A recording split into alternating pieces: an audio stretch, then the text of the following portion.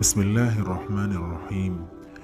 حضور اکرم صلی اللہ علیہ وسلم شب معراج میں بیت المقدس کی طرف جاتے ہوئے مصر کے قریب ایک مقام سے گزرے تو انہیں نہایت ہی اعلیٰ اور زبردست خوشبو آنے لگی۔ آپ صلی اللہ علیہ وسلم نے حضرت جبرائیل علیہ السلام سے پوچھا کہ یہ خوشبو کیسی ہے؟ جواب ملا کہ فرعون کی بیٹی کی باندی مشاطہ اور اس کی اولاد کی قبر سے آ رہی ہے۔ پھر حضرت جبریل علیہ السلام نے اس کا قصہ بیان کیا کہ مشاطہ فرعون کی بیٹی کی خادمہ تھی اور وہ خفیہ طور پر اسلام لا چکی تھی۔ ایک دن فرعون کی لڑکی کو کنگھی کرتے ہوئے اس کے ہاتھ سے اتفاقاً کنگھی گر پڑی۔ وہ اٹھانے لگی تو اس کی زبان سے بے ساختہ بسم اللہ نکل گیا۔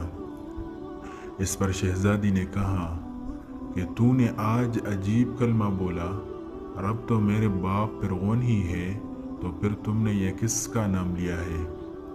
اس نے جواب دیا، فرعون رب نہیں بلکہ رب وہ اللہ ہے جو مجھے اور تجھے اور خود فرعون کو روزی دیتا ہے۔ شہزادی نے کہا، اچھا تو میرے باپ کے سوا کسی اور کو اپنا رب مانتی ہے؟ اس نے جواب دیا، ہاں، میرا، تیرا اور تیرے باپ سب کا رب اللہ تعالیٰ ہی ہے۔ شہزادی نے اپنے باپ سے کہلوایا، وہ سخت غضبناک ہوا اور اسی وقت اسے برسر دربار بلوا بھیجا اور کہا، کیا تو میرے سوا کسی اور کو اپنا رب مانتی ہے؟ اس نے کہا، میرا اور تیرا رب اللہ تعالیٰ ہی ہے جو بلندیوں اور بزرگی والا ہے۔ فرعون نے اسی وقت حکم دیا کہ تانبے کی جو گائے بنی ہوئی ہے اس کو خوب تپایا جائے اور جب بالکل آگ جیسی ہو جائے تو اس کے بچوں کو ایک ایک کر کے اس میں ڈال دیا جائے، آخر میں خود اسے بھی اس میں ڈال دیا جائے۔ چنانچہ وہ گرم کی گئی۔ جب آگ جیسی ہو گئی تو حکم دیا کہ اس کے بچے کو ایک ایک کر کے اس میں ڈالنا شروع کرو۔ اس نے کہا، بادشاہ، ایک درخواست میری منظور کرو، وہ یہ کہ میری اور میرے ان بچوں کی ہڈیاں ایک ہی جگہ ڈال دینا۔ اس نے کہا، اچھا، تیرے کچھ حقوق ہمارے ذمہ ہیں، اس لیے یہ منظور ہے۔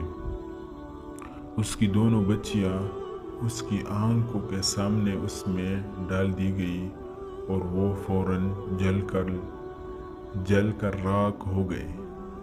پھر سب سے چھوٹے کی باری آئی جو ماں کی چھاتی سے لگا ہوا دودھ پی رہا تھا۔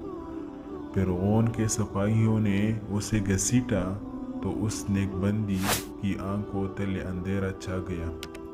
اللہ تعالیٰ نے اس بچے کو اسی وقت زبان دے دی اور اس نے بآواز بلند کہا، اماں جان، افسوس نہ کر، اماں جان، ذرا بھی پس و پیش نہ کرو، حق پر جان دینا ہی سب سے بڑی نیکی ہے۔